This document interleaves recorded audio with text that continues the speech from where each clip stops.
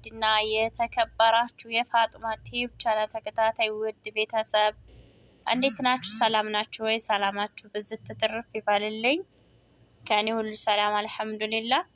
ዛሬ ደግሞ እንግዲህ እንደተለመደው በአዲስ ርዕስ መተናል ማለት ነው። የዛሬው ርዕሳችን የነብዩ መሐመድ የህይወት ታሪክ ክፍል 1 በሚል ነው የመጣ ነው ማለት ነው ኢንሻአላህ።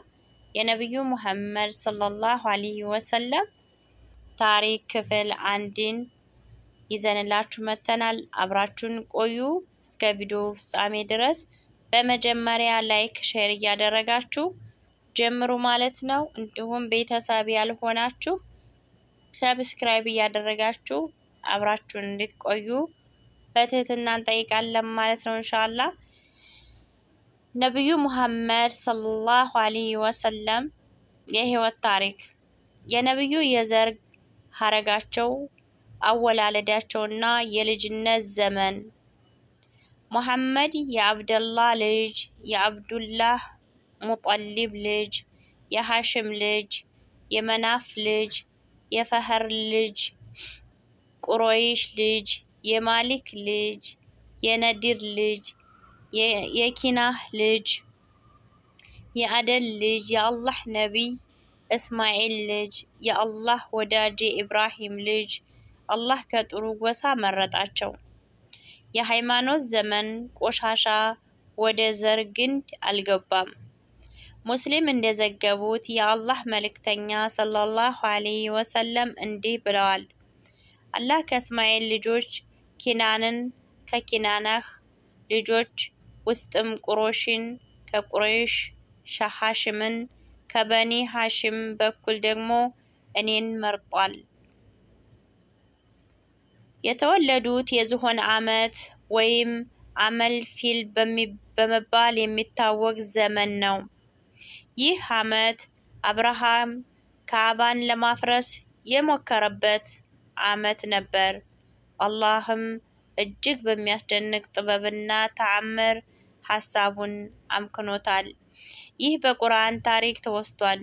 ነብዩ ሰለላሁ ዐለይሂ ወሰለም በዚህ ዓመት በወርሃ ረቢዕ አወል 11ኛው ቀን በዕለተ ሰኞ እንደተወለዱ ዘገባዎች ያመለክታሉ። አስገራሚ ጅምርና ግልጽ በረከት። አባት አልባ ሆነው ተወለዱ። እናታቸው እርሳቸውን የ2 ወር እርጉዝ እያለች አባታቸው ሞቱ። አያታቸው አብደላህ ሙጣሊብ የማሳደግ ኃላፊነቱን ወሰዱ። በያኔዎቹ አረቦች ባህል መሰረትም ከበኒ ሰዓድ ጎሳ የሆነችና ሐሊመት ቢንት አቢ ዛይብ የምትባል እንስት ታሳድጋቸው ዘንድ ተሰጣት። የታሪክ ጸሐፊዎች እንደሚስማሙት ያኔ የበኒ ሰዓድ ቀዩ በደረቅ የተመታበት ዓመት ነበር። የእንስሳት ጋቶች ነጥፈው አዝርዕቱ ደርቀው ነብዩ መሐመድ ሰለላሁ ዐለይሂ ወሰለም በሐሊማ ቤት ካረፉበትና ጡቷን መጥባታቸው ከጀመሩበት ቅጽበት አንስቶ ግን የሐሊማ ቤት በረከት ተሞላ። ፍየሎቹ ጠግበው ጋታቸው በወተት ተሞልቶ ይመለሱ ጀመር። በበኒ ሰዓድ መስክ ላይ እያሉ የተከሰተው የደረታቸው መቀደድ አላህ ለትልቅ ኃላፊነት እንደመረጣቸው የሚጠቁም የነቢያት ምልክት ነበር። አነስ አቢን ማሊክ ረዲየላሁ አንሃ ዋቢ በማድረግ ሙስሊም እንደዘገቡት የአላህ መልእክተኛ በልጅነታቸው ዘመን ከህፃናት ጋር በመጫወት ላይ እያሉ ጅብሪል አለይሂ ሰላም መጣና ያዛቸው፣ አጋደማቸው፣ ደረታቸውን ሰነጠቀው፣ ልቦናቸውንም አወጣው። የረጋ ደም የሚመስል ነገርም ከውስጡ አስወገደ። ይህ የሸይጣን ድርሻ ነው አለም። በወርቅ ሳህን ውስጥ አድርጎ በዘምዘም ውሃ አጠበው። ከዚያም እንደነበር ጠገነውና ወደ ቦታው መለሰው። ልጆችም ወደ ሐሊማ ቤት እየሮጡ ሄዱ። ሙሐመድ ተገደለ በማለት ተናገሩ። ሲመጡ የነብዩ ሰለላሁ ዐለይሂ ወሰለም ፊት ገርጥቶ አገኙት። አነስ የዚህን ክስተት ፋና ከነብዩ ደረት ላይ አይቻለው ሲሉ ተናግረዋል። ከልባቸው ውስጥ የረጋ ደም የሚመስል ነገር መወገዱ እርሳቸውን ከልጅነት አጓጉል ባህሪያት አርቆ ቁም ነገረኛ፣ ጽኑ፣ ሚዛናዊ፣ ውብ ባህሪ የተላበሱ ለማድረግ ነው። ሱብሃንአላህ። አላህ በጣም እንደሚጠብቃቸውና እንደሚንከባከባቸው ሸይጣንንም እርሳቸውን የመተንኮል አቅም እንዳይኖረው መደረጉን ለማመልከትም ጭምር ነው። ፊቁሁ ሲራ ዶክተር ረመዳን አልቡጢ ይህ ክስተት ሐሊማ ህፃኑን ወደ ቤተሰቦቹ እንድትመልስ ምክንያት ሆነ። ያኔ የነብዩ ሰለላሁ ዐለይሂ ወሰለም እድሜ 5 ዓመት ነበር። 6 ዓመት ሲሞላቸው እናታቸው አሚና ሞተች። አያታቸው ሊያሳድጓቸው ወሰዷቸው። 8 ዓመት ሲሞላቸው አያታቸው ሞቱ። የማሳደጉን ኃላፊነትም አጎታቸው አቡ ጣሊብ ወሰዱ። የላቀ ዕጣ ፈንታ 12 ዓመት ሲሞላቸው አጎታቸው አቡ ጣሊብ ወደ ሻም ለንግድ እርሳቸውን አስከትለው ወጡ። ቀፍለቱ በስራህ በተባለ ቦታ ላይ ሲያርፉ ቡሃይራ የተባለን አንድ መነኩሴ ለመጎብኘት ጎራ አለ። ሰውየው የክርስትና ሃይማኖትና መጽሐፍትን አዋቂ ነው። ነብዩ ሰለላሁ ዐለይሂ ወሰለም በትኩረት አስተዋሏቸው፣ በጥንቃቄ አጠናቸው፣ አናገራቸውም። ከዚያም ወደ አቡ ጣሊብ በመዞር ይህ ልጅ ምንህ ነው አላቸው። ልጄ ነው አሉት። አቡ ጣሊብ በጣም ስለሚወዳቸው ልጄ በማለት ነበር የሚጠራቸው። ቡሃይራም ልጅህ አይደለም፣ የዚህ ልጅ አባት በህይወት ሊኖር አይችልም ሲል ተናገረ። አቡ ጣሊብም የወንድሜ ልጅ ነው አለ። አባቱ ምን ሆነ ሲል ጠየቃቸው። ተረግዞ እያለ ሞተ አሉ። እውነት ብለሃል፣ በአስቸኳይ ወደ ሀገር ይዘኸው ተመለስ፣ አይሁዶች እንዲያገኙት ተጠንቀቅ። በአላህ እምላለሁ ካገኘሁት ይተናኮሉታል። ለታላቅ ደረጃ የሚበቃ ልጅ ነው አላቸው። አቡ ጣሊብም ፈጥነው ወደ መካ መለሱት። እንጀራ ፍለጋ የአላህ መልእክተኛ ሰለላሁ ዐለይሂ ወሰለም ለወጣትነት እድሜ ሲደርሱ እንጀራ ፍለጋ መሮጥ ጀመሩ። ፍየል ጥበቃ የጥረታቸው መጀመሪያ ነበር። በኋላ ላይ ለመካ ሰዎች በቀራሪት ወይም መጠነ ትንሽ ክፍያ ፍየል እጠብቅ ነበር ሲሉ ተናግረዋል። አላህ ያደረገላቸው ጥበቃ ከወጣትነት አጓጉል ድርጊቶችና ጨዋታዎች ሁሉ አላህ ጠብቋቸዋል። ስለ ራሳቸው እንዲህ ሲሉ ተናግረዋል። በመሀይምነት ዘመን ወጣቶች ይፈጽሟቸው የነበሩ ድርጊቶችን ለመፈጸም ያሰብኩት 2 ጊዜ ብቻ ነበር። በእነዚያ ጊዜ አላህ ያሰብኩትን እንዳላደርግ አቀበኝ። ከዚያ በኋላ መልእክተኛነት እስኪልከኝ ድረስ ተመሳሳይ ድርጊት ታስቤ አላውቅም።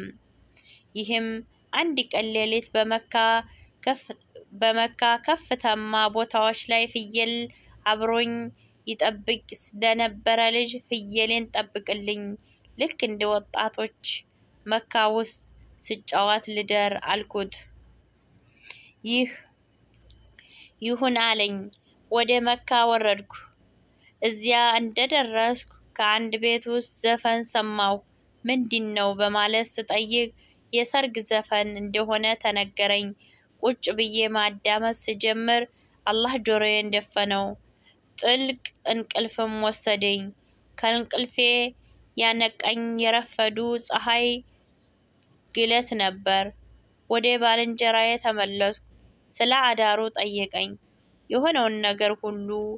የሆነውን ነገር በሌላ ሌሊትም ተመሳሳይ ሙከራ አደረጉ። ልክ የመጀመሪያ ሌሊት አይነት ሁኔታ አጋጠመኝ። ከዚያ በኋላ ያን አይነት ሀሳብ አስቤም አላውቅም። በአላህ ብቻ መመካት፣ የፍጡራን ፍርጥ፣ ለየት ያለ ህይወት ጅማሬ፣ አላህ ቀልባቸው ከእርሱ ውጭ በሌላ አካል እንዳይንጠለጠል እንደፈለገ ያመለክታል።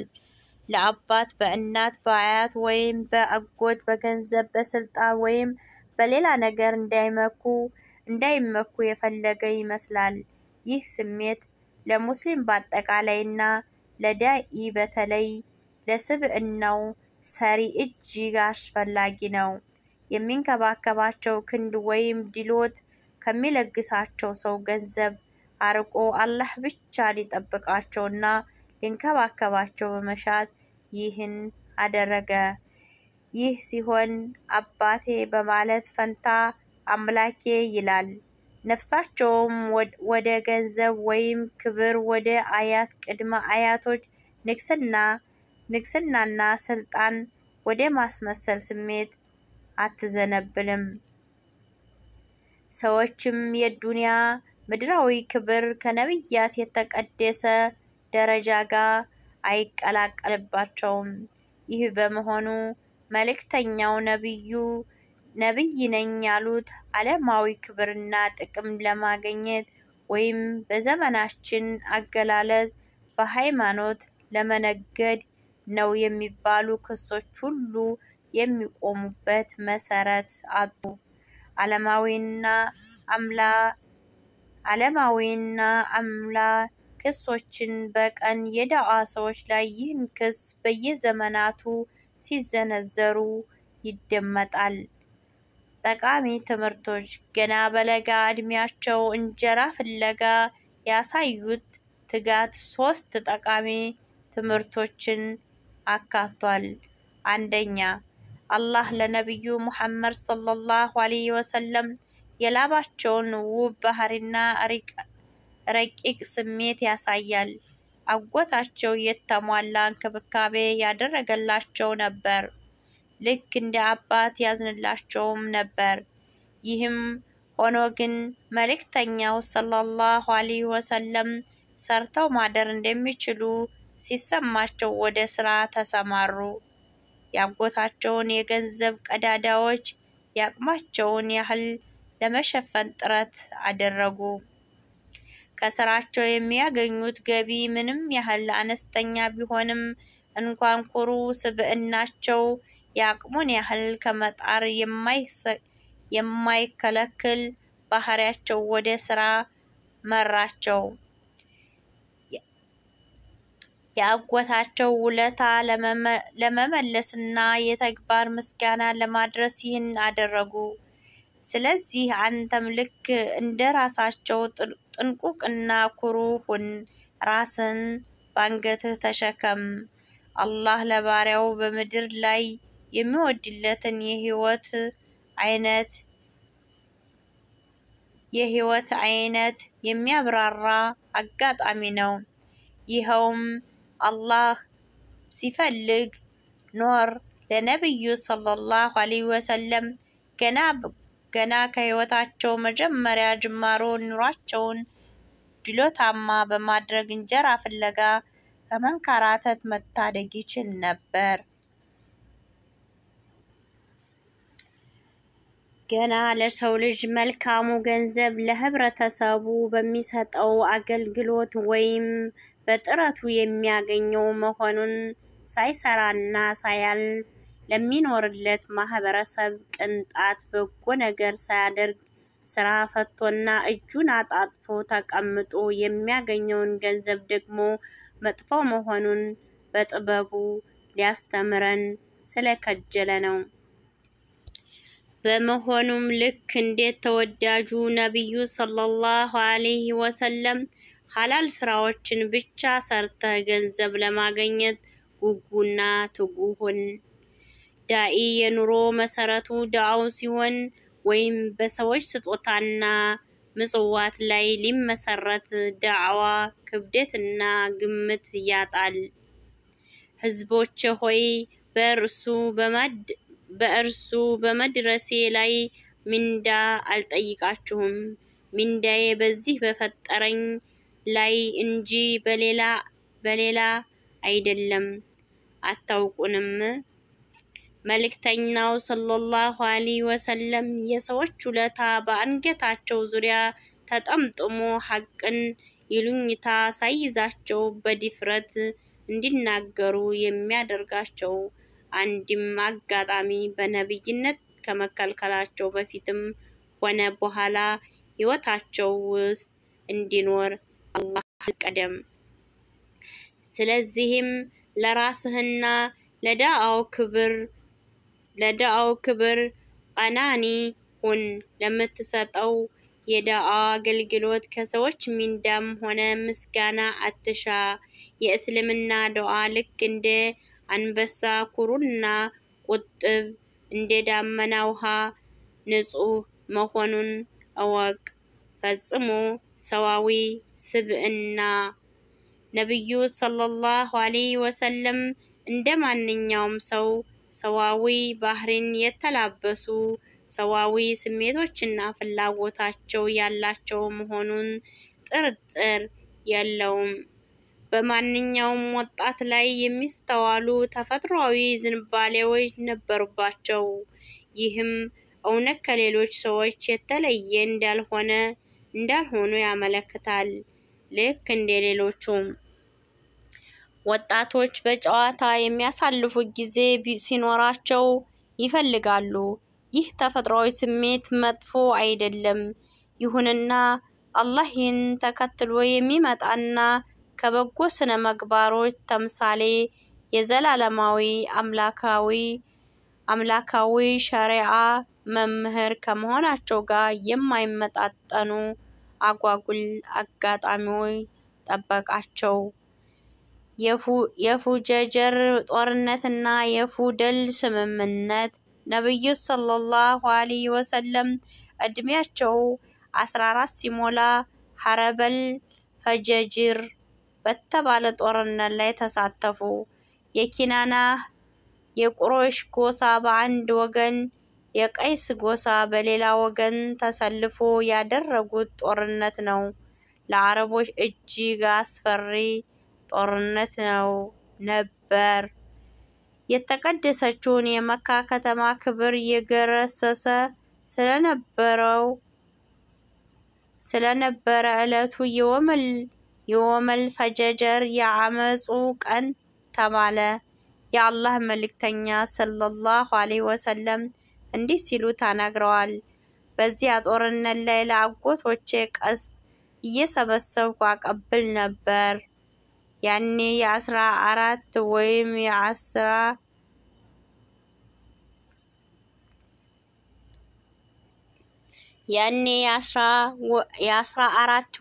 የ15 ዓመት ልጅ እንደነበሩ ከፊል ዘገባዎች ያመለክታሉ። ሌሎቹ ደግሞ የ20 ዓመት ልጅ መሆናቸውን ዘግበዋል። የመጀመሪያ ሐሳብ ሚዛን ይደፋል፣ ምክንያቱም በጦርነቱ ወቅት የነበራቸው ሚና ቀስት እየሰበሰቡ ማቀበል መሆኑ ልጅ እግር እንደነበሩ ያመለክታል። ይህ ተሳትፎ ከልጅነታቸው ጀግንነት እንደሚማሩና የውጊያ ልምድ እንዲቀስሙ አደረጋቸው። ይህ ጦርነት እንደ ሌሎቹ የአረብ ጦርነት ሁሉ በእምነት ምክንያት የተነሳ ነው። ከዚያም የዘረኝነት እሳት አቀጣጥለው የኢስላም ብርሃን ልቦናቸውን አስማምቶ ይህን ጥመት እስከሚያስወግዱላቸው ድረስ እንደዚሁ ነበሩ።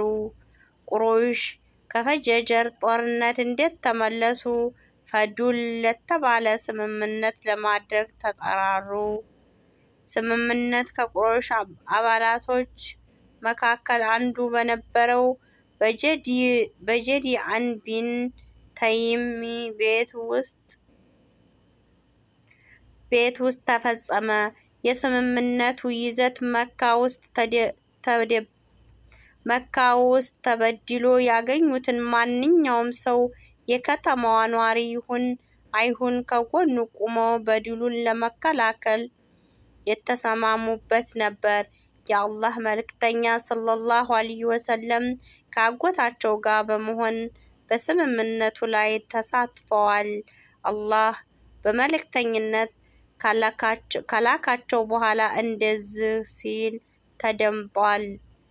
በአብደላ ኢብን ጀዳዕን ቤት ውስጥ በተደረገው ስምምነት ላይ ተገኝቻለሁ። ከዚህ ሳልገኝ ቀርቼ በልዋጩ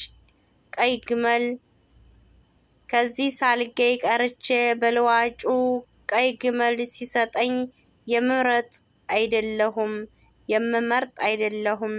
በእስልምና ውስጥ ሆኜም ወደዚህ ስምምነት ብጋበዝ ግብዣውን እቀበላለሁ። ወዶችዬ የነብያችን መሐመድ አለይሂ ሰላም ታሪክ ክፍል 1 ጀምረናል።